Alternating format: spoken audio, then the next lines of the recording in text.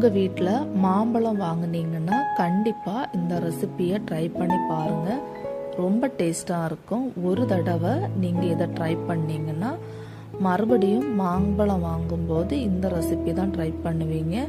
வாங்க இது எப்படி செய்யலான்னு உங்களுக்கும் சொல்லித்தரேன். 3 மாம்பழம் எடுத்திருக்கேன். இந்த மாம்பழம் தோலை சீவி சின்னதாக இந்த மாதிரி கட் பண்ணி எடுத்துக்கலாம்.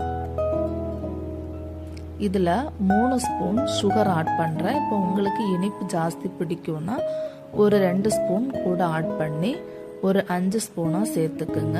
இப்போ இதை நல்லா மசிச்சு எடுத்துக்கலாம்.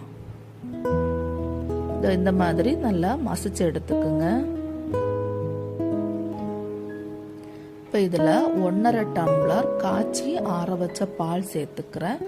பால் சேர்த்துட்டு நல்லா மிக்ஸ் பண்ணி விட்டுட்டு ஃப்ரிட்ஜில் ஒரு 2 ஹவர்ஸ் வச்சுருங்க. ஃப்ரீசரில் கிடையாது, ஃப்ரிட்ஜில் வச்சுருங்க. நீங்கள் இப்போ உடனே பரிமாறுறீங்கன்னா ஐஸ் கியூப் போட்டு பரிமாறுங்க. நான் இதை ஃப்ரிட்ஜில் வச்சு தான் பரிமாற போகிறேன். ரொம்ப டேஸ்டியான மாம்பழ ஜூஸ் ரெடி ஆயிடுச்சு. உண்மையிலே சொல்கிறேன், ரொம்ப டேஸ்ட்டாக இருக்கும். கண்டிப்பாக உங்கள் வீட்டில் ட்ரை பண்ணி பார்த்துட்டு எப்படி இருந்ததுன்னு கமெண்டில் சொல்லுங்கள்.